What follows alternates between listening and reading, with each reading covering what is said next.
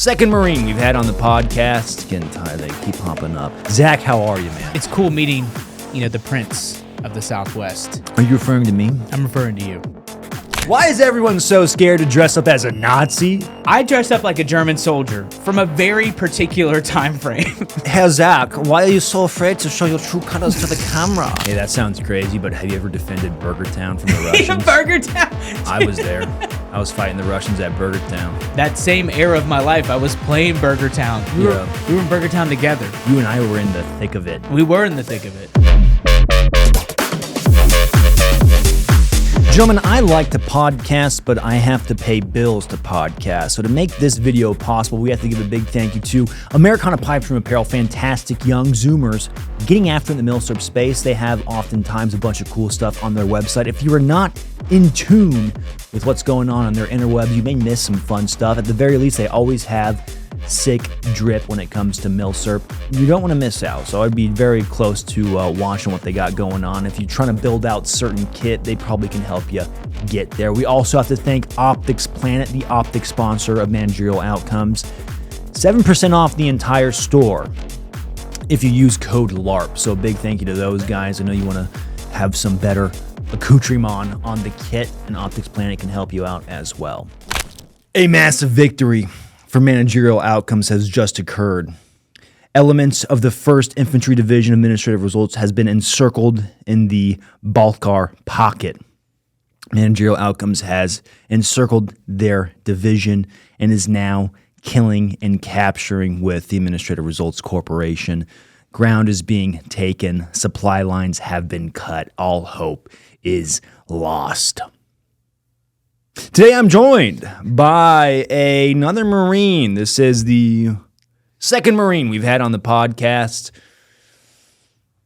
God, dude. I'm getting tired. They keep popping up. Zach, how are you, man? I'm good. It's great to have you. It's great to have you on. I'm a big fan of your work. I'm a big fan of your controversies. I like what you do. We'll talk about it. I like what you do for the community. Yeah. How have you been enjoying your short tenure in Arizona so far? It's great. It's incredible. You don't have to lie. I don't lie. I'm too lazy. Right. I love it here. I actually do like it here. I've been before in like 2016 when I was an ambassador, when I was doing a trip with the Boot Campaign, a veterans organization. And, it's cool meeting, the prince of the Southwest, Are you referring to me? I'm referring to you. Arizona's favorite son. Royalty. Yeah. I'll take it, dude. Mr. Results. Yeah. I don't want to say I don't want to say the name your mother gave you, but yeah. Yeah. That's a great honor. Yeah. Thank you. Yeah. The baklava bad boy. Baklava bad boy. Yeah. I'm a baklava bad boy too, dude. I like me some baklava. I love that, like, the lore of you started with this. Yeah. Just like that. Someone had to do it. Yeah. Technically, he's still around. He's still out there. I have some episodes planned where I want to bring him back. I love that you're doing that. Yeah. It's fun. He's supposed to pop up more. I've just been, the writers have been on strike.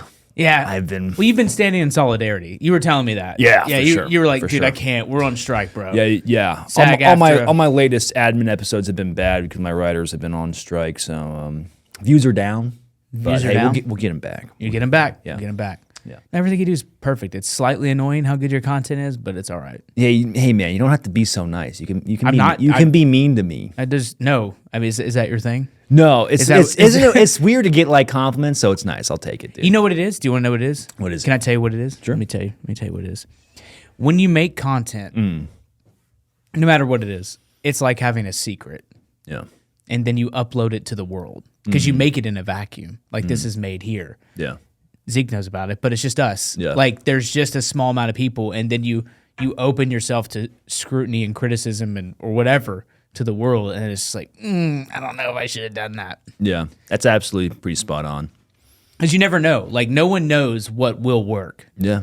There's like stuff that will do good or okay, but no one, like, I'm always amazed at the stuff that does the best.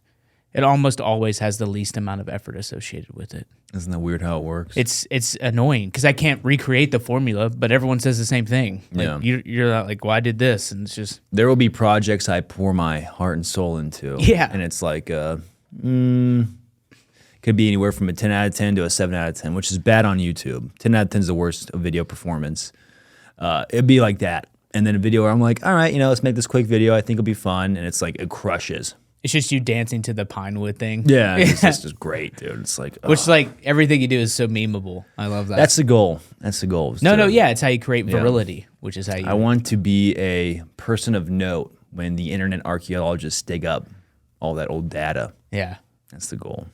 Like a content Hoover Dam, something they look back on. Something like that, man. Like, oh. It's not. I don't think I'll be like. MrBeast will be like the Julius Caesar of YouTube for our era.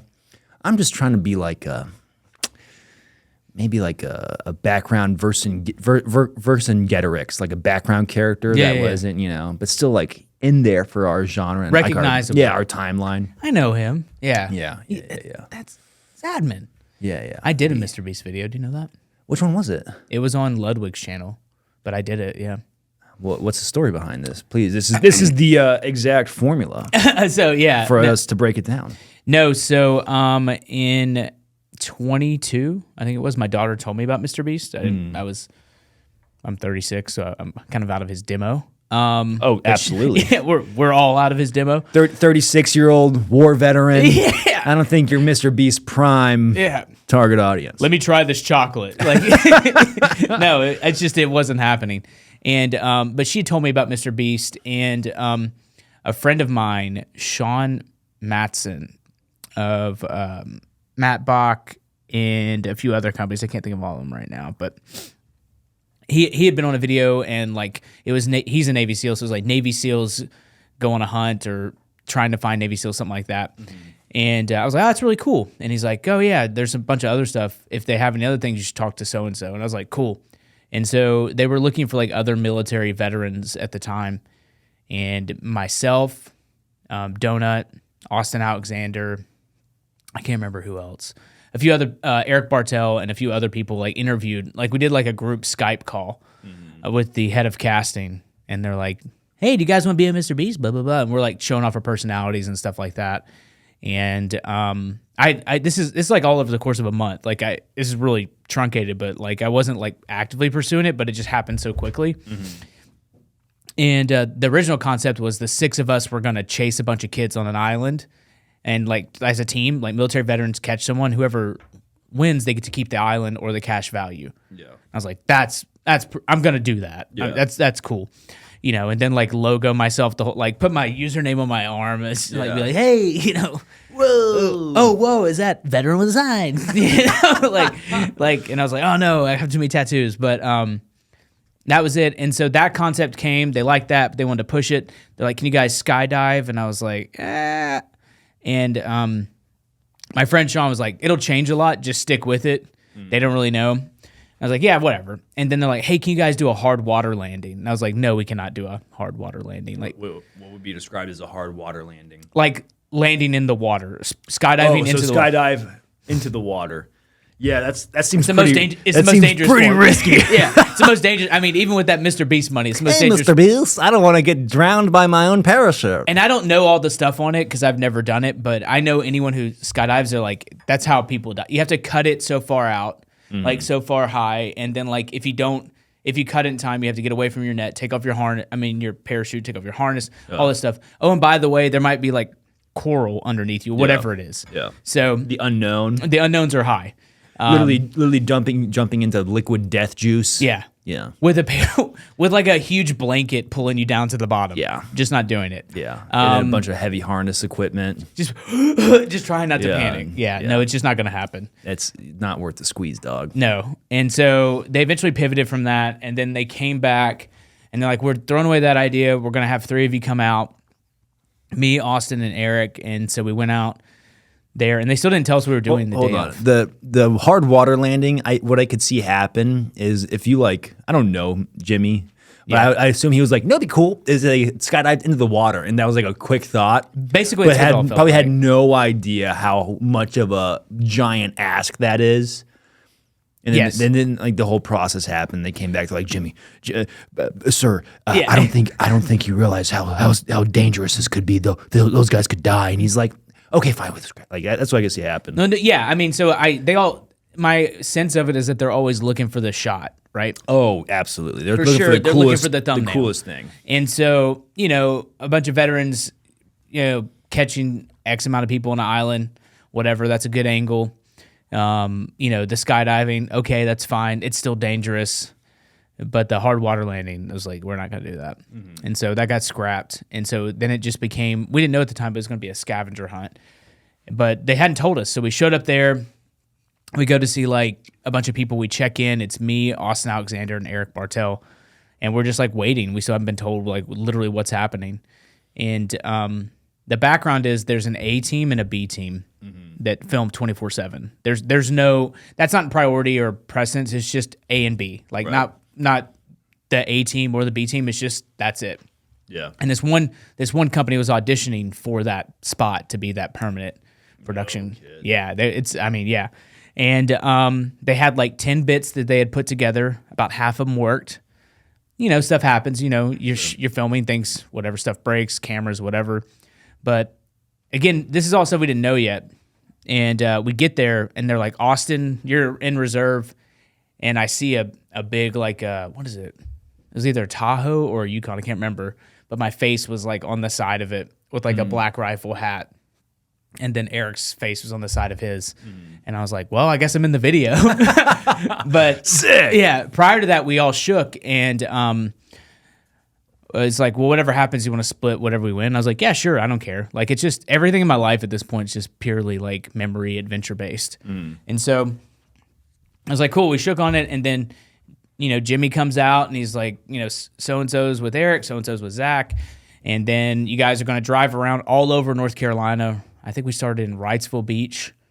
We drove to Wilmington, and just, like, literally all over the place, cutting stuff out of a safe, cutting cutting stuff out of a safe, went into a pond. We shot like a bowling ball thing. We did all sorts of stuff all day long, like literally 8 hours of driving. And it came down to the last event, and like we were going back and forth, and they would like reset us each time. And the last event, there was a sumo wrestler from Japan. They flew in, like the biggest sumo wrestler ever, and we're like at ECU, which is basically Jimmy owns that whole town, but ECU in Greenville is like his place. He employs more people there than anyone. And we get there, and he's in a sumo outfit and his little G-string, and he's got 2 maps on his side. And he's like, you guys get the maps from the sumo guy, you can go to your next thing. And we're like, okay, cool. Yeah. And at that time, I was doing jiu-jitsu a lot. And so, like, I just, like, looked at him, and Eric went in to go get him, and he got caught, and I just, like, swept his arm, put my hand in there. My thumb got caught in his G-string. I pulled the map out, got back to the car, and I'm reversing to leave, and as soon as I do, I open up the map, and it goes, run 1,000 meters north. And I go, God damn it. Like, and I can see Eric leaving, and I can see him, like, running towards the final area, and he beat me by, like, 3 seconds. But as soon as it got done, he gets there, he dumps in the money, and he looks at them. He goes, can I say on camera that we're splitting the money? And they go, no, you can't. And he goes, well, we're splitting the money. And he didn't say it, but sure as shit, he did. How much money was 60-40 split. It was $100,000, but we split it 60-40. So you got $40,000. I don't want to say specifics, but yeah. More than that. Is it for tax purposes? Yeah. More than Do we that. have to cut that? No, it's fine. More than that, but yeah. Okay. Because I want to. So there was like other activations in the thing. Eric won a Venmo ad. I don't know how much he got for that. Yeah. But I think it was like $10,000. And then I won a car. I didn't take the car. I took the cash value of it. Yeah. And so that went on top of my thing, like because he always does like this thing sponsored by Bit. Yeah. What episode was this? So what happened was since all the bits failed and like all this stuff. At the time, the whole episode was just so Jimmy could platform this kid named Ludwig, who's like under his Night Media company. Like he was introducing someone as a canon event into like the universe. Yeah. And he did good. But the video ended up on his channel, and it trended for like a week. Oh, so this is on Ludwig's channel. It's on Ludwig's channel because Ludwig asked for it. Yeah. And Jimmy gives an intro. He's like, "Hey, here's this video. We put a lot of time into it. Blah blah blah. But let me know what you think." It's great. Did Ludwig stay with their crew? I'm pretty sure he is. At least he was. Let me just check something real quick. Oh yeah, I'm a grown ass man. I don't keep up to the MrBeast lore. I only know it because it was like the video and I was a part of it. But that's a big deal, man. No, he was cool. And like I spent an hour with him. He was explaining to me everything about the platform, about how it works. Mm-hmm. At the time, he shot a firework off. Someone on one of his videos put a firework off in a building. So it got yellowed and restricted. And he was like, pull it down, cut it, edit it. Mm-hmm. And people were like, why? And he was like talking to me. He goes, it's their rules. You have to play by their rules. Yeah. And I was like, damn, the guy's got the whole platform at his fingertips, and even he's like, it's their rules. Yeah. So he was very kind, very, very. I mean, all of them are very nice. Yeah, I would assume so. What do they got to stress about besides making great content? I mean, it's fun. It's fun. Yeah. Like he very famously they were all talking about all the houses that he had just bought that everyone knows about now in the neighborhood. He bought everybody's house just so they could all hang out together. No kidding. Like on this same street, like in a cove, apparently. It's very, very kind. Like his fellow co-stars or like employees. Yeah, like the like Carl and Chris and all them and Chandler and all those people. Yeah, and they were all very kind. It's very surreal. Like I said, you're making stuff in a vacuum. Yeah. But even still, like the same concept applies, but it's just like this is a big vacuum. Like people are going to see this. Like one way or another, people are going to find out about this. But it was crazy though. Like he was directing everything himself. Yeah. He was like, we're doing this, bop, bop, bop, move that, to go redo it. Mm-hmm. Eric, Zach, stand here. And I was like, all right, cool. Dang. Yeah. So he was running the show too. He's editing in his head and pulling the shots that moment. That's pretty cool. It was insane to see. I was curious how much producing he's doing. It's him. Yeah. It's him on scene. That's pretty sick. Yeah. So that was like the coolest part to see. No, that shot doesn't work. No, this isn't going to see it. And I was just like, wow, he's really doing it in real time. He's doing it. He's doing the thing. That's pretty cool, man. That's one thing I'll give him props for. You may not be a big MrBeast fan, but he is probably the master class YouTuber. Like there's literally he has the results to show it. Yeah. The administrative results. I couldn't resist, dude. I'm sorry. The administrative results. I couldn't resist. Yeah. That's pretty cool. So it was fun. Where can we watch this at? It's on Ludwig's channel. What's the episode called? I can't remember. Something for 100,000. It's his most popular video by a mile. Like if we find it, can we just throw up like a quick thumbnail picture of it? Can you please, sir? Thank you. No, you don't talk to him. Sorry. I talk to Zeke. You don't talk to Zeke. Can you tell Zeke? Thank you. Hey, Zach says thank you. He says thumbs up. All right. You're welcome. I appreciate that. Hey, just do me a solid. Don't ever. I'm sorry. Don't ever. I was just trying to be. I didn't know we don't like it. I will. Okay, that's fine. Okay. Yeah, it's all good. It's all good. It's fine. So you did that. That's a pretty big deal. You just recently, you've been doing some pretty big stuff too. We were just in a Corridor Digital thing together. Yeah. Well, you were a total babe, and I was. I will soon have all those photos used against me. Like, why is everyone so scared to dress up as a Nazi? I dressed up like a German soldier from a very particular time frame. Herr Zach, why are you so afraid to show your true colors to the camera? This is it. This is what he go ahead and send this to the VFW. Oh yeah, VFW is gonna have a field day with you dressed as a Nazi. If they can honestly rip the footage down, I'll just be impressed. I was impressed with the Corridor Digital's commitment to the bit because they had swastikas, they had the SS symbol. Yeah. Even myself, when I do my German LARP, I ditch all insignias because I don't want to get my pee-pee slapped by the big YouTube.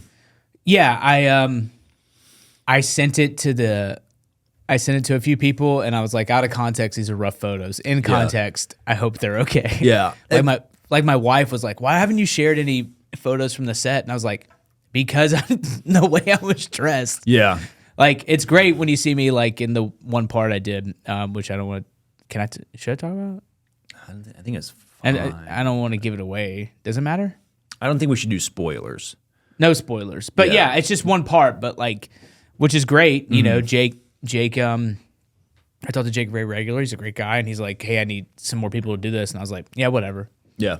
And I'm not being dismissive of Corridor Digital or Tiny Guns. I know it's really cool, and it was really cool. I guess once you've done a MrBeast production, Corridor Digital doesn't seem as cool. No, what I'm saying is that like, I try to take anything for granted, but I try not to let it like hit my ego too much. Does that make sense? Yeah, I let it hit my ego. Right no, I away. could tell, but you also look like a total babe. Like you look like you were the inspiration for the song the Bugle Boy from Company B. Yeah. Like you and Mike look like total babes and the rest, and I'm just over there like in a wool outfit, fully completely from head to toe, and you guys are like, look at us. I'm surprised they let us get away with our facial hair. Because our facial, you could see some tattoos on guys popping through. Because I know it's not like a one-to-one. I also had my Breitling on, which is not historically correct. Well, so much for continuity. I know, dude. I had this mustache and like the facial hair. They would all shave pretty regularly, unless stuff got really bad for them. Yeah. Then they wouldn't shave. But for the most part, they were always pretty clean shaved, dude. They made us shave in Afghanistan like every day. Yeah, what is it? I think this is going to sound nerdy as hell, but like in a Jocko podcast, they were talking about the, I want to say it was the first Chechen War. And they had a discipline breakdown when guys stopped shaving, which sounds very like an officer's worst nightmare, I'm assuming. Yep. So I was They always say that stuff. Yeah. I was like, why? Like, if I'm going to get shot in the dick, please let me have a beard while I kill people. Define discipline breakdown. Yeah, that's what I'm saying. It's I very famously got pulled aside because I was like, First Sergeant, with all due respect, water's hard to come by right now. Yeah. I don't have any razors. Yeah. And then I got told if I might get NJP'd over that interaction. I'm giving you a very short version of what happened, but yeah. I would be pretty salty considering it's like I might get my my butthole blown through my nose. He showed up the day after I had just been blown up by an RPG. Yeah. And he was like, why haven't you shaven? And I was just like, I'm sorry, what? I feel like this is a common trend amongst the service guys. There was a guy I worked with back at the PD. Shout out to Zach. I'm not going to say your last name. But he was a pretty cool dude. But he was saying when he was in Afghanistan, I think he was in the Army. All right. Boring story. I know. My bad. My bad. I'm just kidding. No, he had like he grew a big old beard. He was trying to cover it up, and then like he like somehow got out or something like that. And then one of his higher NCOs or officers was like, "Hey, what's up with that facial hair?" And he's like, he had like some quip, and he got a little bit of trouble. But yeah, like he was like, "I was out in the shit." A beard's bold. Yeah, I mean, like he's one of those dudes that it just grows, you know. Yeah. So. I hit like a month, and I had about double what you have right now. And it was just so jarring, and then I got caught. Yeah. And they were like, oh, you got to fix that. It was back, so there was a big shifting in the police culture where it used to be like tattoos had to be covered up, no facial hair besides the mustache. Yeah. Right, that's why I wear this mustache with pride. I earned this mustache. You earned it. But then there was a big change where they started being like, hey, tattoos, good to go. You can show them off. Beards, good to go. So, but before that, like it was sick during COVID. I would hide with my what's the half one? The neck gaiter. Using a neck gaiter, I could not shave for like an entire week. Then you put on 2 neck gaiters, and you're like, yeah, there might be something here. There might be. I was like, there's something to this. I could build a YouTube channel off this. You're just like, babe. Yeah, but like I could not shave for an entire week, you know. And then it's like plausible deniability. Like even if they see my face, I'd just be like, they're like, all right, whatever. Nah, like, my sergeant was pretty cool at the time, so he was one of those guys that like freshly promoted sergeant, so he knew, you know. That's what's up. Yeah, he's for the boys. Sometimes a freshly promoted sergeant in the PD world, like it's weird. Everyone's an officer. You're commissioned by the state to enforce the law. Okay. But then you're sergeant. It's weird how that works in the police world. It's like technically you're an officer, but then you have you're higher up in command's sergeant. And then it's a lieutenant, and then it's kind of weird how that works. I didn't think about that. Isn't that weird? Yeah. Yeah, fix it, dude. It's not my problem. It's not your problem? Not my problem What anymore. Do you miss it? I miss the monkeys, not the circus. Yeah. Yeah. That makes sense. Yeah, I miss the guys. Hanging out with the boys is the best. Yeah, it was times, especially when it's slow, you all like parked together, just joshing and, talking. Dudes being bros. Yeah, that's what I'm saying, man. I mean, it's basically what we all do now. Yeah, pretty much. Except we're all in different parts of the country. Mm-hmm. That's the best part about this life now is like literally just hanging around, being idiots. Yeah. Like most people have normal lives, and what is it? Most men live lives of quiet desperation. Is that from Fight Club? I don't know if it's from Fight Club. I think Don't look at him. You know what? I looked at him out of instinct because this isn't the Joe Rogan podcast. He doesn't Google producer, stuff. My producer blocks up to it. It's I don't know. I feel like it's Mark Twain or something. But like Fight Club did shape me as a person. I watched that way too much as a kid. Yeah. Like one of my favorite lines is like when they're on the airplane and he's talking and he's being sarcastic, and he's like, "How's that working out for you?" And he goes, "What? Being sarcastic, whatever it is." And he's just like, "Oh, we're the same." No, it's and it's not bad. It's just like what's scary about what all of us do is that you don't know what's going to happen next, but you are in control of your own destiny. Yeah, absolutely. As opposed to like they could have just came to you when you were a cop and been like, "Hey, budget's cut, you got to go." Like everyone, I think there's way too many illusions that like a normal job has safety when they could. To be fair, the government jobs are pretty safe. Like you have to really mess up to fire, like for them to fire you. You have to like get caught sleeping with like a girl in your patrol car to get fired, kind of thing. And then upload it, and then you have to say your badge number while you're doing it. Yeah, they're still like, I don't know. Apparently you can like bill drill somebody, and they'll call it a good self defense shoot, as opposed to like it's a really weird world. Yeah. Government jobs, yes. I'm talking about like normal jobs. Oh, normal jobs. Like just normal jobs in general. Everyone's like, this is safe, but there's no real such thing as safe. Yeah, my favorite meme is like American lore, and it's like this epic, like roll of like the fire, like the the firefights and the jets flying by. The American like gameplay, it's like just the Mr. Incredible at the computer cubicle. And it's like that's how I felt in corporate America. Oh, you were in corporate America for real? For a decade. Oh my God. Yeah, for a decade. I have a master's in business administration. I would consider that harder than the military, dude. You have no idea. Am I right? It's insane. Yeah. I didn't do well. And like I have that's a bold claim. That's kind of a joke, but it's a bold claim. No, it's not. It is harder than the military. Yeah. It's significantly harder than the military. Yeah. Because like I was in the Marines. You say this as someone that's been to war. Twice. Yeah. It's the hardest parts of not the hardest parts, but one of them's the most memorable one of, how do I say this? So I did my first tour in Garms, Afghanistan in 2008. Mm-hmm. And I was in 6th grade. You were in 6th grade? I want you to know that, yeah. You were in 6th grade, and I was just like... I was playing Call of Duty. That was my war. Your war was actually like... I was like at an ECP just being like... Oh, that's what I call it, a butterfly. Like, just like literally unloading, showing clear. Like, it was crazy. Especially in that time in Afghanistan, 2008, March 2008, like we flew into a place called Kandahar Airfield, where like they had been there in like the early 2000s, but they'd shifted over to Iraq for, I don't know what it was called, something of mass destruction. Oh, apparently they had WMDs or something? Apparently. Allegedly. I don't know. They never found them? They were buried deep, I guess. Underneath a pile of Raytheon money. Someone needed Saddam's gold, and we were going to get it. Yeah. No, I never went to Iraq, so that was like off the table big time. Even when I joined in 2007, they're like Iraq was severely scaling down, not severely, massively scaling down. Like they were green zones, Wi-Fi, like all that stuff was happening really, really quick over there. And 2008 was the shift into Afghanistan, and we went there with what's called a MU. Mm-hmm. It was a 24th MU. It's a Marine Expeditionary Unit. Mm-hmm. So they're commonly used as like global response efforts in case of like natural disasters or something big. It's a base. It's literally a base that can move. Okay. Multiple ships, multiple assets, direct air, direct artillery, all that stuff's attached to it. Mm-hmm. It's just a global response unit. Like we would even have to like come in on the weekend sometimes because they'd be like something's happening, and we would just come in and. We were never allowed to go more than like 200 miles or something as the crow flies from the base any given moment. I mean, people did. I did. Everyone did. Yeah. You just didn't get caught. But hell yeah. Yeah, they were like, they told us they're like, hey, you're going to the Mediterranean. And I was just like, oh, please, Lord God, no. Yeah. Don't send me to the Mediterranean and make me miss the war. Mm-hmm. There's no greater sin an infantryman can have to have missed the war, or to have not gone to the war at all is pretty bad. There's a big show, and I want to play a part.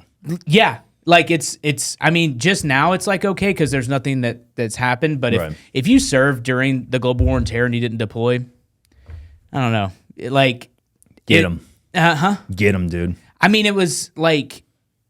It was, I don't want to say you avoided it, but you avoided it. Like, it was hard to miss. You don't have to be in combat. I'm not saying that. Everyone has a different role, but like, it was 20, I can swear, right? Sure. It was, I don't want to, it was 20 years and like there's Good call. Jesus is watching. Amen. There's this. I don't know. I don't know how people did it. I don't know how people did it. Like honestly, because it's so directly tied to your promotions as a leader, and in order to get other things, like some people would like skate up to recruiting and just stay there, and then like you're like, how are you like an E9 with one deployment? Yeah. And you're like, oh, you're just a career recruiter. You just dodged it. And I get it. It's just fascinating that it even happened in the first place. But in the infantry especially, you have to deploy. You have to get promoted. You have to do that. And so they're like, you're going to the Mediterranean. And I was like, oh, God, this sucks. No. And then like a month out, they're like, actually going to Afghanistan. Oh, thank God. And then, I was my first daughter was about to be born, my oldest daughter. And she was born in March, and then 2 days later, I left for Afghanistan. Dang, that's pretty rough. That sucked. Yeah, that was the only time where I was like, "Oh man, this is the hardest thing I'm ever going to do." Yeah, and I didn't call home for 90 days. Oof, something like that. Well, I called when I was there, and actually I got there, called, and then it was 90 days after that. Yeah, like when a mission started. Because we flew into Kandahar Airfield. This place is very famous. It has a boardwalk. Did they used to have that used to be like a Russian base back in the 80s? I don't know that, but Kandahar Airfield is where NATO forces established like a clear hold in that. I'm curious how much of overlap was like occupying the same space that the Russians had back when they were in Afghanistan. Well, and when we went to Garmser, we would see remnants of tanks and like a whole battalion of tanks and vehicles that were left in place when they literally left. Brafghanistan is it boggles the mind, dude. Yeah. It's probably like the last ancient place, one of them on Earth. Yeah. It's a graveyard of empires. One of my brothers was deployed to Afghanistan. He said it was like being in the Old Testament, but with Toyotas. Basically. Yeah. Yeah. It's weird. I don't know if Toyota knows they've sponsored the war on terror, but they did. They definitely did. They know for sure. Let me just say this. They didn't stop making Hiluxes. So, like, technicals everywhere. But, like, we were there for, like, 3 weeks and in Kandahar Airfield, just, like, getting ready to go. And then you see, like, the very clear distinctions of different roles in the war. Like, the boardwalk had a TGI Fridays, a Tim Hortons, a Subway, all this stuff. And then, like, we would go there. You know what the Soviets didn't have? Yeah. Any of that. Yeah, no, they didn't. That's why they lost. That's why. Wait a second. But there was that stuff there, and, like, Toby Keith even came and played. Dude, Toby Keith, man. I got to R.I.P., man. All right, R.I.P. I'll tell you the story. Yeah, hit me with it. So, this is the place to do it. This is the place to do it. So they're like, hey, Toby Keith is coming. He's playing over there, blah, blah, blah. And people don't really remember or even put the respect on his name that should be given to Mr. Courtesy, the Red, White, and Blue. Yeah. This is 2008 Toby Keith. I'm getting goosebumps, dude. Brother. Yeah. He's as big as the state of Oklahoma at this point. Yeah. Right? Big burly man. He's got ball caps on. This isn't, I want to talk about me. I want to talk about, no, this is American Girl. Oof. Oh, just tearing it up. And so he's out there famously on his own accord. I heard he actually paid this is like the rumor is that the USO actually pays people to send him out there. He didn't do any of that. Yeah. Like he came out of his own pocket and he actually covered the whole thing. That's the lore at least associated with it. But he's there and it's a big base, Kandahar Airfield. And so a lot of times the Taliban, they would put mortar tubes or rockets and they would set them up put ice in the tube. Yeah. And the ice would melt and boom, a mortar takes off. Yeah. So they would set them up, at night usually, and then by the time it melts during the day, it would come around 12 hours later and melt. And so whenever that happened, the air raid sirens go, woo, woo, woo, and you're like, oh, fuck, dude. Like, you got to go back to your little shelter, and you got to go be counted and all this stuff. And so he's playing, he's up there, and then he starts singing the Taliban song. He literally starts singing the Taliban song. Next thing, woo, woo, the Taliban literally start attacking during this, and the Air Force, like, attaché, like, comes out there and was like, no, like, guarding him and, like, push him towards a bunker because they don't want him to die. Yeah. And that would look bad if Toby Keith died. If he died. Watch, yeah. And then we're a bunch of animals, so we all start booing. Like everyone's like booing, like, no, bring him back, bring him back. Yeah. And then he came out and he goes, well, I guess they're upset about the song. And then he finished out the song and they sent us all back to our tents. Oh. But it's the most American moment ever. That's like, pretty sick. Him singing the Taliban song as the Taliban were attacking us. And so, yeah. That's pretty metal, dude. Yeah, it's pretty cool. And then we left for mission not long after that. And just pushed out to Garmser, doing patrol-based operations. We would take over a place. We were really actually establishing SOPs that would be used throughout the duration of the war. But we'd take over compounds. It basically all looked like Matt's place. Like when we were there, I was like, this is kind of what it looks like. This is starkly accurate. Yeah, like just how the one sandbag area. This doesn't give away a spoiler, but like how the buildings would come out. We set up sandbags. Like that's how the posts were set up. Yeah, and then you would look out and see forever. So it was just a bunch of that, and the first deployment was pretty easy overall. Like it was, we owned the battle space. Yeah, we had direct assets of artillery and air, fixed and helo. Like you call it. Usually that's a multi-step process of like those things are in support of like a regiment or a battalion or like a whole like RC South at that time. Yeah, but this was like just in support of 1st Battalion, 6th Marines. So if you got like like say a 5 kill streak, you could call in a Predator missile. Anything. 7 kill streak, you can get a Harrier. yeah, basically the same thing. I guess I should back up. Like a 3 kill streak, you for sure get the UAV. You start seeing exactly where they at. Yeah, no, I mean it was insane how quickly it would happen. That was my rules in the battle space of Call of Duty. Yeah, no, I understand. We had I had multiple deployments in that, all over the world. All over the world. That could be anywhere from the Middle East. That's why they call it the global war. I could be in like a Russian submarine base. It was all over the place. They can get it. It was pretty wild. Especially that first deployment, 07, Modern Warfare. I remember being in the Ukraine, Chernobyl. It was like Christmas for the bad guys. It's like Christmas. Imran Zakhaev. I was one of the spotters. Yeah. With I was actually, it was my first real go of things with the SAS. So yeah. People don't realize how crazy that was. What's crazy is that I was playing that video game after I came back. The same one that you're playing. Or was it pretty 1-to-1? And it was pretty accurate. Yeah, pretty spot on. It was like being there. But no, we would see weird stuff in that deployment especially. Like we pushed out once to like the edge of town and we saw this guy who had like Soviet sickle hammer stuff on his door and no kid. He had like repurposed a bunch of metal because they would break down those vehicles and you would like be walking around and you see like, why is that? And like, oh, that's just like a window or something. And like he came out and his hands he didn't have more than 4 fingers on both of his hands. Yeah.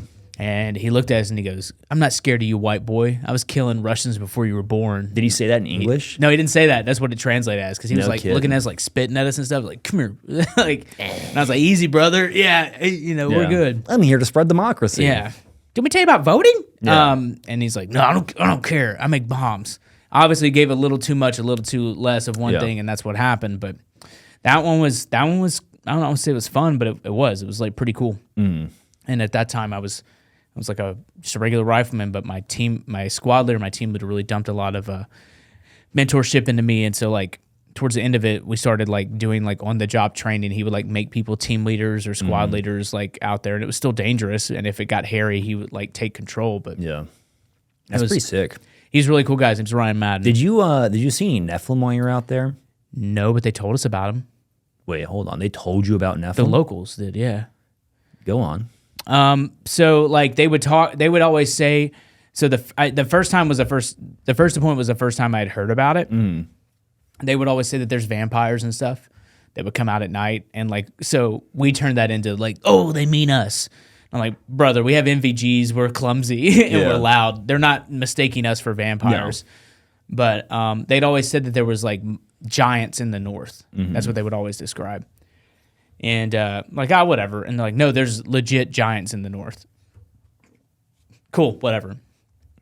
Like, yeah, they'll come down, they'll take people, and there's nothing you can do. You can't stop them. They live in the mountains. Nobody knows where they go, blah, blah, blah. I was like, okay, whatever. These are crazy people. Like, most of them couldn't read, so it's hard to believe that they were, like, doing this stuff. Well, my second deployment into Marja, we were with a bunch of the Afghan soldiers. We were the first Marine unit to work with them, and, like, they broke it down. They're like, oh, yeah, the giants are real. They're, like, in the north. And, and a bunch of soldiers had gone up there once, and they killed one.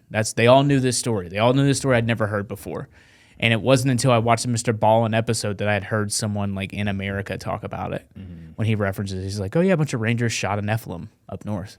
No kidding. Yeah, but they would talk about it then. Yeah, because they knew not to go up. They didn't know how to read. They didn't know who their president was. They didn't know what a president was. Most of them didn't know what their flag was, but they all knew that story. Jeez, kind of weird. I don't know what that means. Maybe if there was some sort of great flood, I guess anywhere to survive, it would be Afghanistan with the mountains.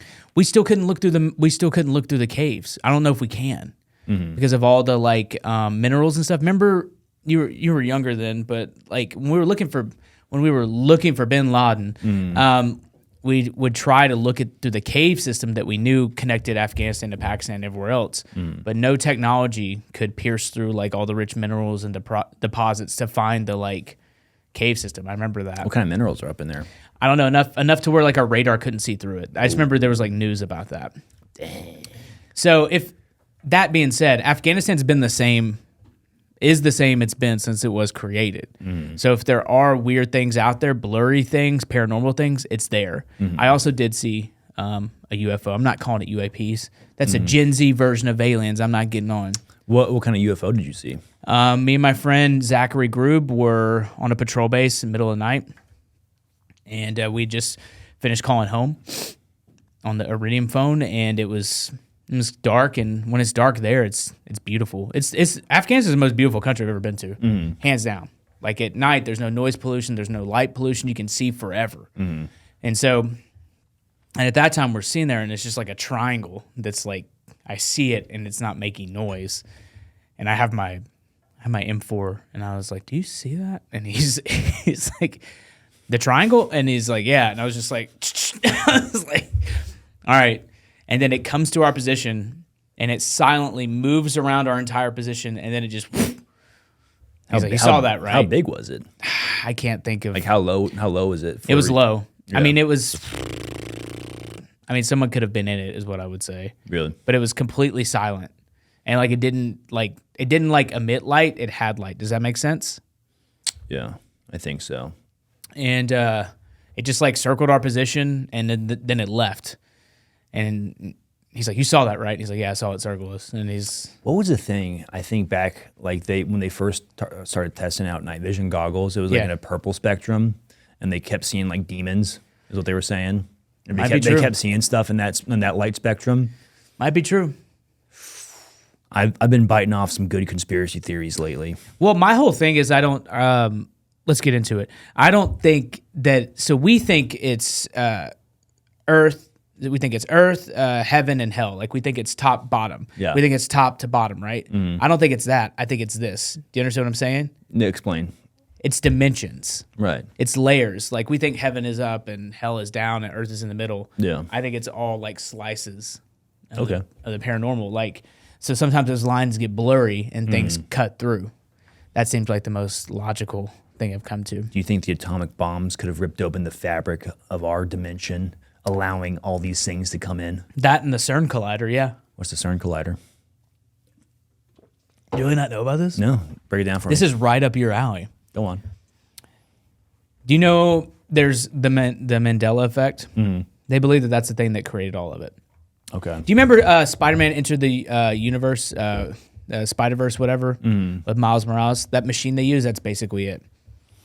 Okay. It's a real-life machine in the CERN center, whatever. I can't remember where it's at, somewhere in Europe. But like that it's a collider that's opened up all these different multiverses, and that's why some people remember Berenstein Bears or Berenstein Bears. Like all those little things where people were like, wait, my memory's different of it. That's a result of that machine being turned on and causing those different realities. Interesting. Yeah. We're getting into primo white guy talk here. No, this is good stuff. This is the stuff I've been really enjoying. Well, no, so like here's the thing. I always think of stuff like this. Like, it seems more logical to me that a random dude in Afghanistan wouldn't lie to me because he has no purpose to, realistically. Limited education, limited resources, all that stuff. I do remember him being like, "Yeah, there's giants out there." I'm like, how tall do they say they were? Do they give like a number? Double the size of people. That's what they say. This like double the size of people. Like, I mean, because they're not like getting very limited education and stuff. I mean, so there's like, yeah, it's like two people high and they're big and they're burly and they come down and they take people and they just kind of like, that's it. Up in the north. And I was like, okay, cool. I mean, that's pretty on track with the Nephilim lore that I know of. I think it's like, it's not necessarily canon in the Bible, but the book of Enoch talks a lot about it. Like how they have the Watchers come down, Yep. like which are like these angels, and the angels start sleeping with the human women. Yep. And then that spawns Nephilim. Yep. I think there has to be something there to it. I mean, I think the one of the have you seen reasons- the AI Bible app? Have you seen that page? No. It's like the Bible through AI. This guy like recreates like what we think angels are, and then how the Bible creates angels. Oh yeah, angels. How the Bible creates angels is pretty wild. Oh yeah, it's just all eyes. Yeah, but he uses AI to recreate. Like anytime in the Bible, it's like the angels spawn. They're like, "Do not be afraid." And you're like, "What is that?" I'm so scared right now. Yeah, yeah. No, dude, I'll have to show you that page. It's insane. It's like really, really good actually. Mm-hmm. He's making a whole app. I'll have to check that out. Like where the whole Bible's told through AI. Yeah, as like another I'm way curious if people. the Watchers had more of a human-looking form. If that was the case, I think so. I mean, if they're hooking up with females, something. They gotta be some Giga Chad looking dudes, you know. Well, have you heard that episode of Rogan where I can't remember the scientist? She came on there and she talked about how the stuff that we call aliens are actually just demons and angels. I can see that. And she she wrote this book, but the whole episode's about, I can't remember her name, but she wrote this. She's been studying stuff for years at multiple universities. But basically, that they left stuff behind for us that we think are aliens, but it's actually just angels and demons. That's pretty sick. It's crazy. I know when the government's like, "There's UFOs," I'm like, "Nah, I don't believe it." Now. I don't believe it. No, dude. Whenever the government's like, "There's this thing," it's like, actually, maybe there's not. There's not. I just don't trust the government. Whenever they're transparent, I'm like, we're yeah, doomed. it's probably angels or demons. Yeah, now. yeah. We're done. Like it's over. It's a wrap. Yeah. Like, because there's no real reason for them to like share things transparently and honestly. Mm-hmm. And that's kind of the world we live in right now. That's true. But yeah, that was when they told me about it in Marja. But the second deployment to Marja was vastly different than the first one. My biggest thing is like if a bunch of Rangers smoke some Nephilim, I feel like that would be like really hard to keep a secret. Not in the early 2000s, pre like cameras, all that stuff. That's you don't my think sense like of even it. now coming out the Rangers would be like, hey, no, there was for sure we smoked some Nephilim. I don't know. I mean, because it said the story goes it was Rangers that did it. I thought because I heard a story where it was like a Green Beret team. I thought that too, but just by the number I've heard was like 12 to like it was double digit number amount of people. That sounds more than like your standard like team from my understanding of Green Berets and stuff. Yeah, but I don't know it that well. That's kind of I don't have that much knowledge of like what they operate. I would assume like if that happened, then the Rangers would have some sort of like patch or like call sign or some sort of a group, they would definitely not be able motto. to sit on it. They would be like, we're the Giant Slayers. Yeah. They would like adopt like a motto like that, like that unit that did it, and you'd be like, huh, how come you got that? It does sound like something they would do though, just like a Ranger rifle squad going up there, just be like, like keep shooting. Yeah. Like the mouth of a cave and one of them gets taken down. I mean, I don't know. There's something to it. Could you imagine watching your boy getting killed by a giant? I don't know what would happen. That's like some Greek Odyssey lore. Just what the fuck? Yeah. Run! Some Cyclops comes out, you know. Smith! Oh my God! Yeah. Unload! Yeah, and someone with a 240. I mean, once you get that 240 up, that favorite weapon. Yeah, that the 240 giant Bravo is cooked. The 240 Bravo was hands down the most used weapon during that time in Afghanistan when I was there. Yeah. It could reach out and touch anybody. It's a magnificent weapon system. It's perfect. It's dependable. You put it on a post. You always have like one machine gunner you take with you in case things get hairy. Something's a click out and it just starts opening up. People put their heads down. No. It's over. It's a wrap. It's just a clean sweep. And you're telling me that a Nephilim comes out and starts messing with your boys, that 240 ain't gonna zip it up? Oh, dude, it's over. A 30 cal rocking some ancient monster. Yeah, good it's over. night. It's over. God, I love that weapon. It's a great It's setup, 240 dude. Bravo. I've honestly been in too many situations where that thing's bailed me out of. And you're like, oh, thank God. So because all machine gunners in the Marine Corps, it's infantry riflemen, machine gunners, mortarmen, assaultmen, tow gunners, and that's it. I never saw any tow gunners. There was like 2 of them. They didn't really use it, but all machine gunners are kind of built like Scott. Does that make sense? Yeah, burlier. Like, they're all like, I was going to be a fullback, but you know, like, and then I was gonna be a fullback, and they got rid of it. yeah, but now I'm here, and they're always just opening up, dude. Dependable. That's pretty sick. Yeah, I used to love watching them do gun drills, like dead gunner drills in the quad when we were like back home and stuff. It was the best. God, I love me my machine gunners, dude. They're the best. They're dependable. They're strong. They're, you get what you pay for. One of them is a good friend of mine. I told this story on Jocko, so I'll tell it here. You'll appreciate it. Machine gunners, so the way a rifle company breaks down is there's rifle platoons, right? First, second, third, and fourth is weapons. And so what we would do is like weapons during the workup were usually like all to themselves. So weapons are machine gunners, mortarmen, and assaultmen. And so that was just a platoon of just these guys. And they're all like, it's all like a hodgepodge of people. But before we leave, we always end up breaking down that weapons platoon and reorganizing platoons and integrating them into each platoon. So making 4 line platoons. So you have 4 platoons of rifle squads, anywhere between like 8 to 12 people per squad. And one of my good friends, Chad Wilson, it's the most machine gunner ever. But he was the worst whenever you're on duty, which is where you're guarding the barracks. You have to do it every so often for 24 hours. He would open up a few adult sodas, and then Super Chad would come out. Yeah. And he was wild. He was absolutely insane. He would run around with his silkies, tie his whoopee, his poncho line around his neck. Sometimes he would get the S right. Other times he would be too drunk by the time he put the S on, so it would be backwards. And then you would just be in the barracks, and you would hear, Super Chad! And he's just running around chasing people, blackout drunk, having the time of his life. Making people do gun drills, doing all sorts, just good time stuff, dude. Just keeping people on their toes. Keeping people on their toes. Imagine drunk Super Chad comes out and he's like, gun drill time. Yeah, and I was like, Chad, come on, man. Can Super Chad go away? He's like, no, Super Chad can't go away. Super Chad's here. Super Chad's here, and he was from Pennsylvania, so he would crush Yinglings, just crush them. Yeah. Hands down, one of the best people in a firefight. Never blinked, running towards chaos. Me and him like actually evacuated a whole family that got blown up. And caught up in some issues, and like we got some birds, and like it was gnarly. Like me and him like running to this helicopter to put this family in there, and like rounds are skipping around, but like number one most dependable dude out there. Hey, that sounds crazy, but have you ever defended Burger Town from the Russians? Burger Town. I was there. I was fighting the Russians at Burger Town with Ramirez. It's so funny to hear you say that, because I literally, that same era of my life, I was playing Burger Town. We were in Burger Town together. We were there, dude. We were there. Like you and I were in the thick of it. We were in the thick of it. Oh man, those Russians were definitely coming in pretty hard. They didn't stand a chance. I love the idea. I'm not trying to take away from your actual real life heroism, but I love the idea that the Russians pulled off a massive land invasion into the U.S. Yeah.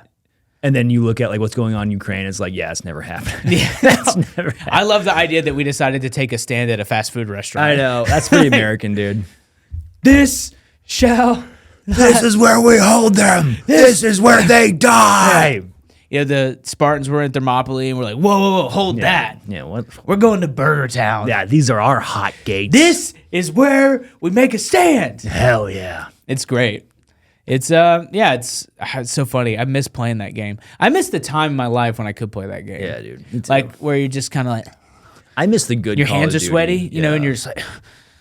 I miss the really good storyline, because that felt like it was like, oh, this is crazy. You're going through the suburbs of Virginia, fighting the Russians. You're going through like the blown out area of DC. Like, man, that was a great game. That was when they were good. They were stories. Now they're like, do you want the new Velociraptor skin pack? And it's like, what the hell happened to you? I can't play video games anymore because games aren't as good as they were then.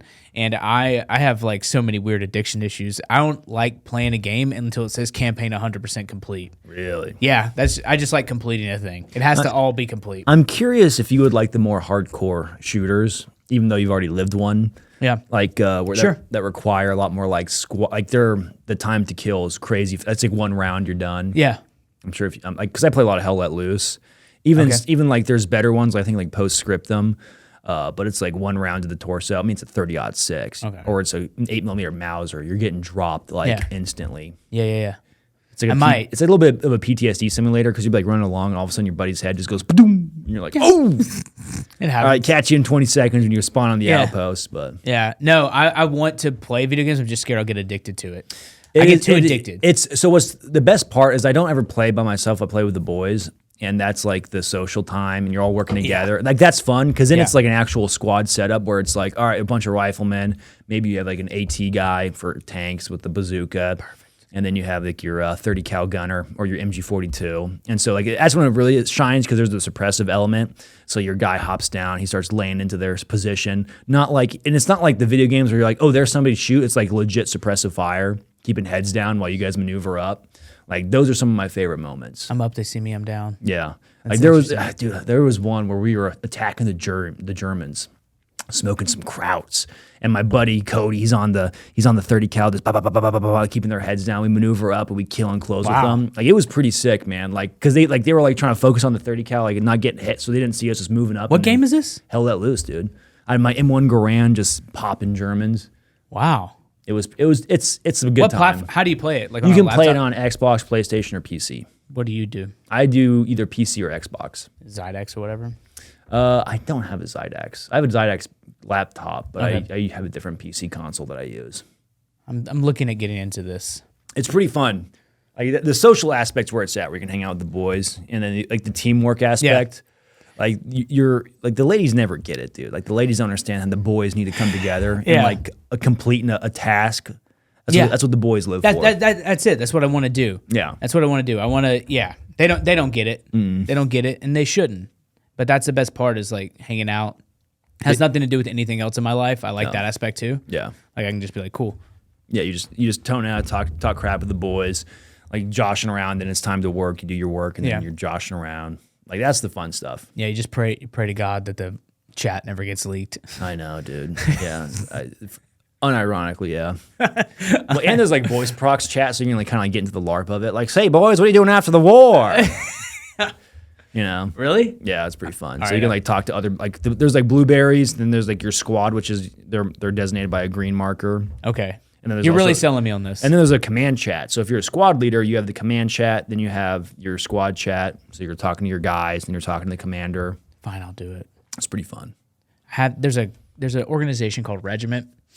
It's a veteran military, like LEO. Anybody can join. It's like a group and a community. And this guy, he's reached out to me and he's like, hey, we want to set you up. And I've honestly I've been very busy, but I've been hesitant because I'm like, well, I get lost. Lost in the sauce. Well, yeah, I know who I am. Yeah, you got what, like 3 kids? Two. Oh, you got 2 kids? I have 2 daughters. They're older too, but like, even still, like, as a parent and a husband, like, I like to try and be as good as I can with my time because it's so hard. It is tough if you're like just pissing off to play video games for hours. But there is also like weird downtime where I'm just kind of like, okay, but like both my daughters are teenagers, and so like the interactions I get with them I try to make every moment count. And like I'm at a point now to where like I'm just trying to make them want to hang out with me like after they leave. Like little things like both of them. Well, one of them asked to come here, and I was like, "You have school. This is the last week of school. You can't come." Yeah. But they just like want to go on adventures with dad, and so like that's like the cool stuff we get to do. And I'm like doing some stuff. I'm trying to take them on more stuff and like have them be around me as much as possible because I really do just love having them there. I mean, my second daughter was born a month into Marja, and I only got to do that because I saved a French man's life. I haven't told you that? You didn't tell me the story. Okay. So there it was. This is the Jocko Podcast. Lock it in, okay? All right, fine. Yeah. Good. He's so cool, by the way. I was going to ask you, but I want to hear this story. We'll talk about Jocko. Yeah. He's the coolest. I don't like him. That's good to know. I don't like him. So that's a joke. I assume he's pretty cool, dude. Prior to inserting into Marja, we were probing the security sector to see how we were going to basically go into the town. We didn't do anything. We just landed dead center of the town and pushed out. But we were looking at different ways to do it. And so we were at this patrol base outside. I think it was Fiddler's Green, and the patrol base Mojave's.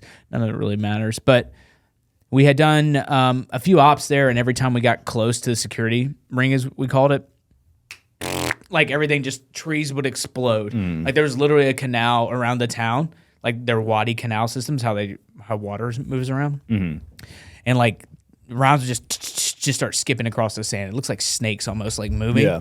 And we'd gone and done a bunch of stuff, and at this time, I knew. So there had been like a bunch of speeches and stuff, and there's a very famous speech that my company gunnery sergeant Gunny Walgren gave. where he talks about the Marines inserting into Marja. And the one where he's like, "Hey, turn those cameras off." Is that one? Yeah, his name's Brian. I talk to him still to this day. He like saved my life a few times. He's like the coolest dude in the world. That's literally him. What people don't know is at that time he had actually had a collapsed lung that had been fixed because he had shrapnel in his body from a deployment in Iraq that had moved and it pierced the lung, but they had fixed it. But he had just come back for that. He didn't tell anyone. Dang. Yeah, fucking coolest, hardest charging motherfucker on the face of the earth. Yeah, that's him. Everything people saw, that's him, and he's still that way. Like he's, I don't want to say where he lives. He doesn't like that, but he's still ready to go. If they put the bat signal up, he'll come back. He lives in America. Yeah, next. Next. Allegedly, but no. So we were going out, and there were so many like reporters there that it started to be like this is like a big deal. Like there were a few throughout my first deployment, but like CNN, Associated Press, everyone, Fox was there. Like all these people were there, and I was like, "What is happening? Like, there's so many people here." And one day, these French reporters came to us, and Ryan's like, "You got to take them out. Yeah, they're with your team." And I was like, "Ryan, I don't want any French reporters. Come on, dude. Come on, man. Dude, what are we making crepes? Yeah, we're making crepes and surrendering. Well, they got some brie cheese and wine. Yeah, if they got that. They can come. Yeah. They're not gonna catch on. They're French." Yeah. And he's like, "No," he's like, "You got to keep them alive." And I was like, "Cool." Well, anyone doesn't know this, reporters, they can either be really good or they're really bad. Yeah. The seasoned ones, like this guy I know, Ben Anderson, who's, his first deployment, as he calls it, was like to Sierra Leone in 1999, British guy who worked at Vice before it became not what it is now. When it was cool. When it was cool. Like he was the guy who actually pioneered that like in the field reporting. Yeah. He famously once told me he's only ever worn a flak jacket and Kevlar in Chicago when he reported on Chicago in like 2013. No kid. Yeah, that's what he told me. He's like prior to that, he would only wear it because they told him to.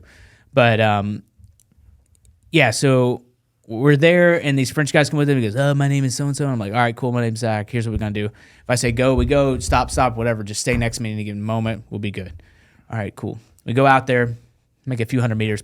Rounds start coming in. Done. It's a wrap. Like we're like, we got to move. We got to clear the open area, get to some cover, and then regroup from there. And I turn around, I'm like, all right. And I look, and both of them are down. They're flat. They're flat as crepes. They're not moving. And I was like, we got to go. No, we do not need to go. I was like, they're shooting at us. You better get up. Yeah. They're shooting at us. We have to fucking go. What did I tell you? Yeah. And he's like, no, we'll die. And I go, if you stay here, you'll be lucky if they kill you. And so like I literally like put my what is it called? Chicken winged it, my rifle, and I like grabbed it with the left. I'm just like shooting rounds just to like put some cover fires. And I'm grabbing him by the back of his flak, and his other friend followed. Right, we get to cover and we keep pushing, and we just eventually decide to consolidate and return to base. We get back to the base, and I'm setting up the Mako gate so I can start counting in the Marines as they come back. And at this point, I hadn't heard from my wife, and all my friends. We're trying to call back home, and I was in the Marines, not the Army, because we're way out there where the fight is, and we all don't have cell phones. So, we had one phone, and that was for like a company of people, 200 people, and like everyone's like, find out if Belle's daughter's born. Just get word to her and to me. And so I'm standing there, and he comes up to me, and he goes, "Oh, Monsieur, you have saved my life. I am so grateful. It's okay. I saved his life. I could do an impression." Yeah. And I was like, yeah, cool, man. It's great. Yeah. And I'm like, 3, 4, 5, 6. If you ever need anything from me or the Associated Press, you let me know. And I was like, actually. Oui, monsieur. Actually, what I do need is I need to borrow your cell phone. I tell them the whole story about my wife, my daughter, how, I haven't heard. We're waiting to hear from her and all this other stuff's happening. And I just want to call home and see if she's okay. Because we're ahead. And at this point, I didn't know, but we're about a day past her being born, but I didn't know that yet. And he's like, "Oh, regretfully, monsieur, I do not have a cell phone." I go, "You don't have a cell phone?" He goes, "Oui." I go, "But you're from the Associated Press. They sent you out here to report on this." And he goes, "Yeah, they did not send me with their cell phone." I go, "Okay. Well, here's the deal, jock. Yeah. I know you got a cell phone, and I just saved your life. So here's the deal. You're going to give me your cell phone, or I swear to God, I'm going to take your ass back out there, and I'm going to fucking leave you, and nobody's going to stop me, and no one's ever going to find you. How does that sound?" And by this time, all my Marines my squad leader and everyone, they're all standing around me and they're like cracking knuckles. They're like, we'll fucking do it, bro. Like, we'll toss your French ass straight the fuck out there. Yeah. And he's like, and he's like looking at them. He looks at me and he opens up his flak and he hands me this phone. And one of the greatest moments ever, he goes, America's country code is 01. And I snatched it and I go, you're goddamn right it is. And I call her. And as I'm calling her, like, stuff's exploding, like, literally as I look over the hill, and I was like, hey, how are you? I love you. Don't ever call this phone number again. Are you okay? Is she okay? I'll call home soon. I love you. Bye. Boom. But yeah, I saved that guy's life, and he instantly Frenched on it. He quit. Yeah, he's like, oh, we're gonna leave. I didn't know that was he worried about like racking up a bill or something? Like, what's I don't his know. deal, man? I guess they don't have high value on life in France, but like, it's funny. Every time I tell the story, people are like, this is made up. I don't care. I was there. There's like 30 people that can tell you the same thing. But he literally was like, no, I'm not doing that. I love the complete 180. If you never need anything, instantly. Minus a cell phone call. Yeah. Like literally the most simplest thing. Like, hey, man, can I just borrow your cell phone real quick? I know you have it. You should have it. The bill would probably go to the Associated Press anyway, I would assume. It is. It's not his. It's a work phone. It said AP on the back of it. It had like, what is it called? Stuff my wife puts on stuff. Labels. It had a label because it was just a Nokia. Did it get lost in translation where he's like, oh no, it's a work phone. I don't have my personal phone. It just showed. There's little moments where you see people's true character. Yeah. I just couldn't believe that I literally drug him out of a hole. Yeah. That was, the earth was trying to kill him. Like ground was exploding. People were on their way to like kill him. If he's lucky, they'd just kill him. They probably would have made him a prisoner. God only knows what would have happened then. But I had drug him out of the depths of hell by the back of his flak. Yeah. And he's like, I don't know. Cell phone call? Big ask. Big ask, man. Whoa, dude, we just met. I was going to give you like some gum or something, but yeah. A big ask. How about the cigarette and the keys? You know, like that's, I don't know what Lumiere wanted, but like that's just what happened. I'll be pretty freaking mad. I was insane, but like he gave me the phone, and then as soon as I hung up, I was like, "She's good," and like all my boys were like, "Yeah, woo, yeah, let's go." Yeah. And then we put him outside.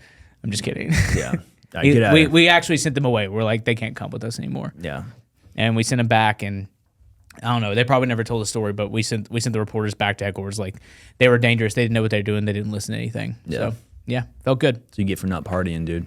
Well, just give me your phone after saving your life. Yeah, do me a solid. He's the one who like gave me the life debt. You know, he like gave it to me and then he instantly quit. A little bit of an Indian giver. He quit like the French person he was.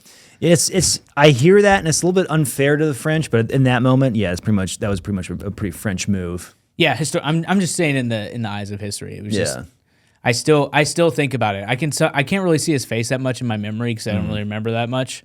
But I just remember being like, I can't believe this guy's fucking. I can't believe he just told me no. Like, I just saved your life. I literally I was like, what? Can I please borrow your cellular device? Yeah, you said I'll give you anything. What do you think I want? A write up in the France AP? No, no, I don't care. I don't care. Yeah. I don't care. Unless you can drop that username, dog. That'd be cool. That'd be sick. Yeah. Hey, veteran with a sign. Veteran with a sign. Yeah. Enemy of the VFW. If you could drop that down. I'm going to hold up signs. It's going to be a big hit. Dude, trust me. 2020, this is going to be big. That is going to blow up. I'm planting the seeds now. Yeah. And building out the story. How did you really come to the scene of making content like that? What was a spark? What was a catalyst? So I when I got out, it was really hard being a veteran. It's a lot easier now. Is like the real origin story of it. In 2011, because I left when the GWAT was hot and coin was cool. You know what I'm saying? And jump cut. I'm trying to go to school. No one knows how to file for VA benefits. No one knows how to like enroll in school. No, this stuff that's out there now, none of it existed. None of it. Not even like YouTube videos where it's like, this is how you do. Like none of that. Yeah. So I started working at nonprofits and for-profits for about 10 years. Just working in this space, helping to pass like legislation at the state level with, at that time he was a state senator, Mark Green, Army veteran. He's now my congressman, good friend. Worked with the boot campaign, helping them with a lot of stuff, various different organizations to where eventually like altogether I'd done enough work. Not enough work where like I'd helped directly, my work has directly contributed to, hundreds of thousands of millions of dollars going towards veterans organizations. And like, that just came from a place of like, I need to kind of open source a lot of this stuff. And I'd even started writing for a few different publications, Huffington Post, Fox News, and I put like 4 or 5 pieces in the New York Times. And I'd always liked writing because it's always been like this thing of like cathartic release, and it like chains me to the emotional honesty of a moment, so I have to think about it, which I'm constantly running away from. But I just saw stuff during 2020. I mean, I know COVID was hard on a lot of people. It was incredible for me and my family. There's no other way to say that, and I'll never shy away from that. We got to spend more time together than we ever have our whole lives. Yeah, I put in, like, we had this little bounce house thing that you would inflate and put in the backyard. We put it in the living room. We built forts for like a month. We hung out every day. It was awesome. And I just started, everyone's making stuff online, and I was just like, oh, there's like people with cardboard and dogs with signs, CrossFitter with signs. And I was like, what if I just do like a veteran version of this? And my wife was like, that's the dumbest thing you've ever said. Yeah, it's usually how it goes. It's usually how it goes. Everyone I talk to is like the lady in their life is like, that's kind of dumb. Are you sure? Yeah. And you're like, no, this is a good idea. Yeah, trust me. Trust me, babe. Yeah. You'll fast forward, you're on a podcast. Yeah, fast forward. Just like, I'm so proud. Yeah. But no, that's fine. And I appreciate that. She's always a good backstop for me because I find good creatives need stronger women to be like, voice of reason a little bit. Smooth out the rough edges. Yeah. It's the only reason I have a female audience is because of her. Really? Yeah, like 15 to 20%. That's a huge number in this space. I have more than everyone we know. That's insane. If you stack on everyone we know, I have more than everyone you know. I think I have like a 1 or 2%. No way. Yeah. No way. What? Yeah. What? For the boys. No, so I just started doing it, and like the first one I did was drink water, take Motrin, and change your socks. And I was like, COVID remedy, and I was like, so funny. But the outfit, it really was just, when I got out, I had a bunch of skivvy shirts. And again, this is before athleisure became a whole industry. I get in the gym, I sweat. I don't need to, wear Young LA or Gymshark to do it. Like, I just need a pair of shorts and I need a shirt. Yeah, I'm a grown-ass man. I think I'm wearing that. I'll wear that stuff any other time, actually. You know what I'm saying? Like comfortable shorts and shirts. That's fine. Commit to my bit. Don't. No. I don't need like designer gym wear. It's just me as a person. I can buy 3 shirts for $20 once a year, and the ones that are thin, I throw away and I put in the good ones, and that's it. Black shorts, green shirt, hat. We're going. That's all I need.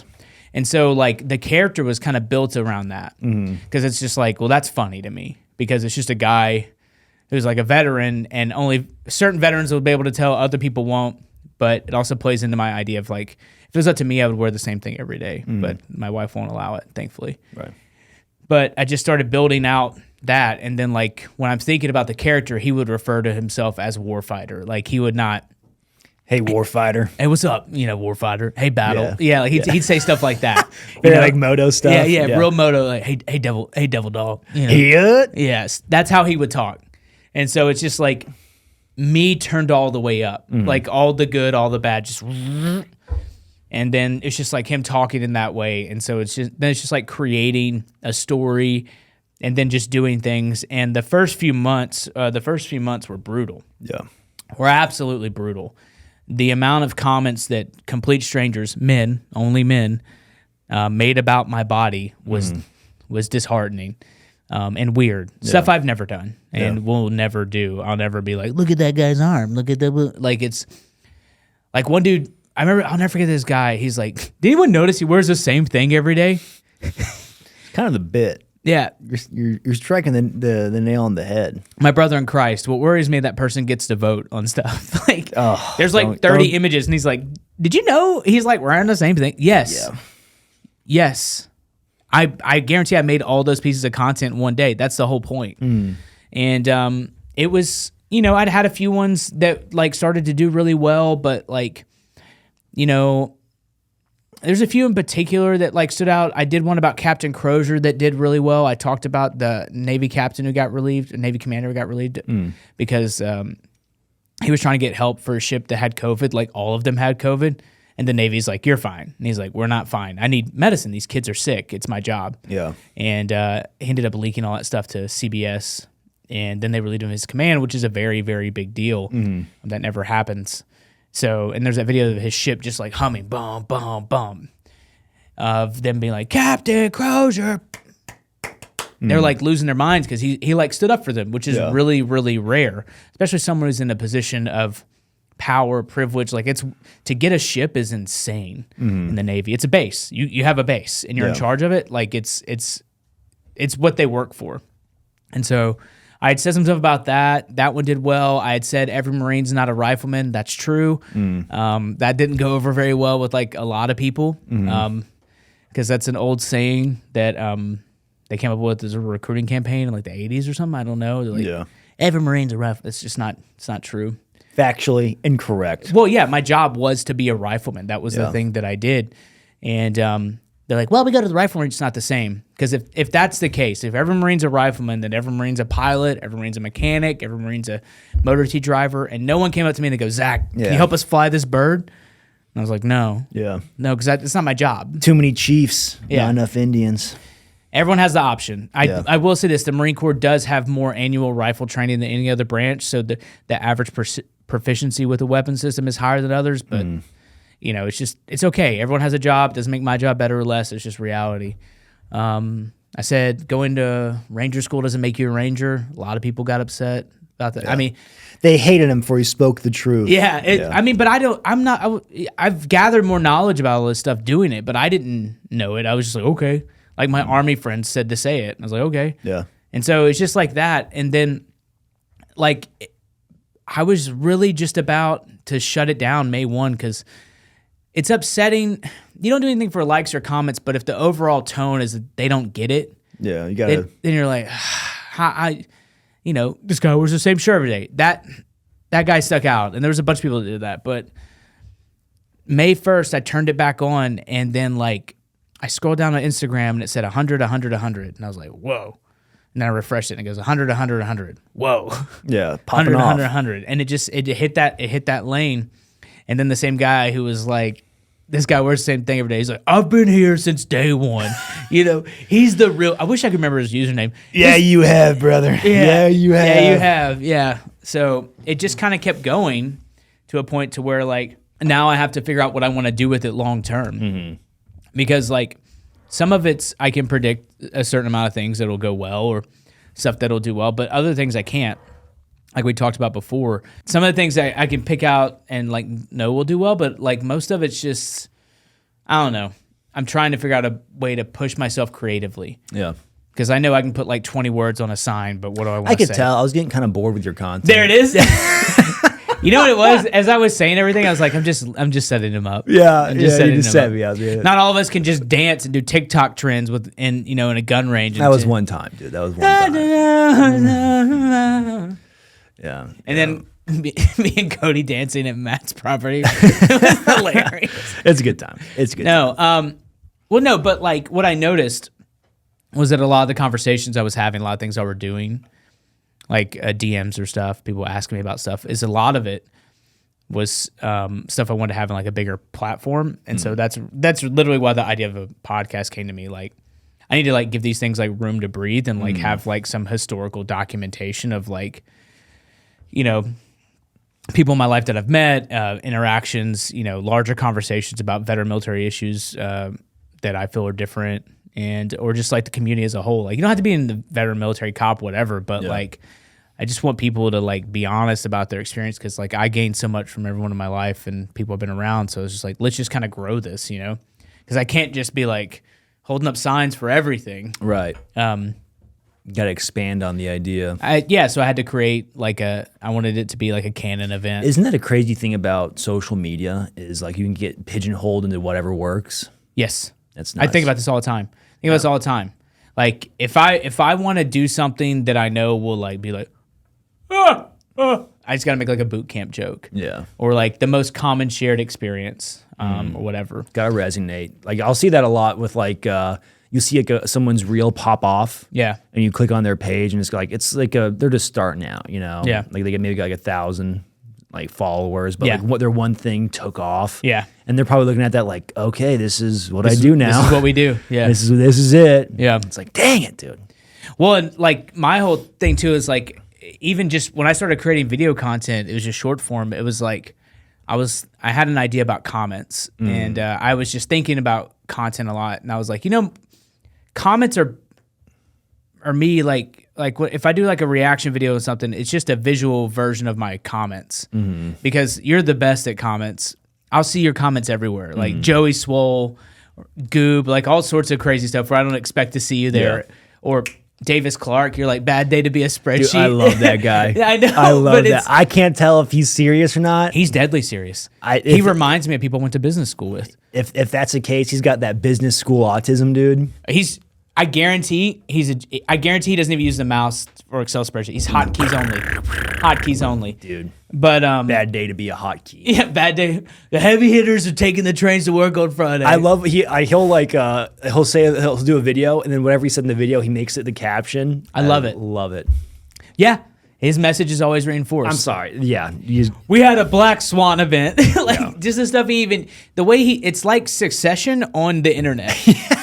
Right? So it's just, so you're trying to like do these things, and it's just, every time you do something, it's tough because you're like, how's this going to work? And I know it's not like tough like a labor job, but like, it's just like, okay, blah, blah, blah. But like, somebody will send me a video and they're like, what do you think about this? And I'll be like, bop, bop, bop, bop, bop, done. Yeah. And then like, it's not that I don't care. It's like, well, that won't go well. And then I'll look at it and be like, how did I get 10 million?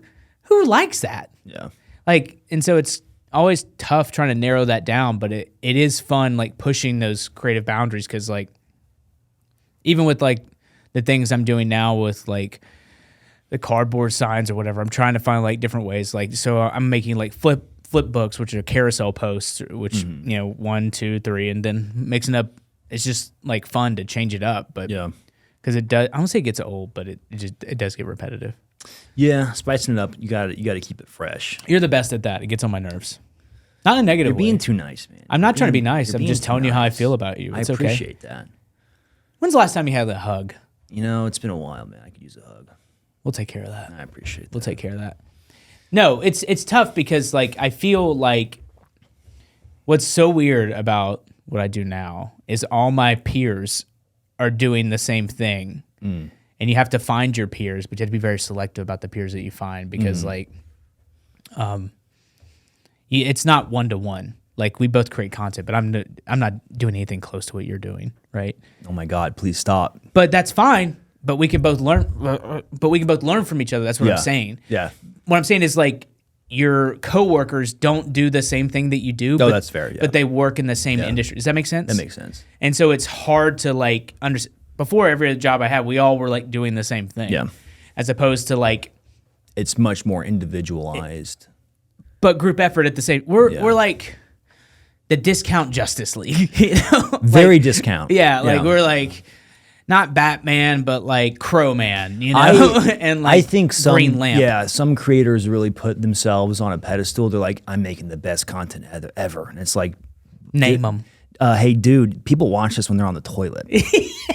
Name them. Yeah, it's like, okay, dude. You may want to take it easy. Yeah, it's not the highest level art. Like when you publish a video, people aren't like, oh, I gotta stop everything I'm doing, get my popcorn. It's really like some dude on his lunch break or at work. Because I've been that dude where it's like you're on the toilet, you're trying to kill time real quick, like your job. Oh, hey, this guy dropped the video. Yeah, this isn't Dune 2. Yeah, this isn't Dune 2, my man. People aren't stopping everything they're doing. Yeah, this is you live in the niche micro internet society. Yeah. So it's you can't take it too seriously, but you should take pride in what you're doing. You should definitely take pride. Otherwise, it's like, what else would you be doing? Not making much of an impact. Just kind of like, besides, I guess, having a family. But I think people can smell it and see it, and the second you're like not connected from it, it's when, especially with what we do, how direct it is to consumer. It's if you lack any level of authenticity, it's like being weak in the wild. Like they can sense it. They can sense it. They're like, oh, great. Yeah. And then you're like, I don't read the comments. How did they know that? But you're reading the comments though. Yeah. I love reading the comments, man. Again, my only thought is they all get to vote on everything. Yeah. That's it, man. Comments. If you're not reading that as comments, dude, what are you doing? I mean, it's good to always get a temperature of the room. Exactly. But I don't take everything for granted because you and I do this, like you and I both know that a comment section is where you can really not show off, but you can like be involved in the conversation. Right. Like you're in Davis Clark, for instance. So there is some performative nature to it in the sense of like, you're like, bad day to be a spreadsheet. But then there's people who are like, what's this guy doing? He's the dumbest guy ever. Why is he excited about trains? I bet his mom hates it. Like, whoa, what are you doing? Why are you doing that? No. But people like that. They respond to that. I don't, it's not my thing. There's enough negativity out there. There is. There's enough.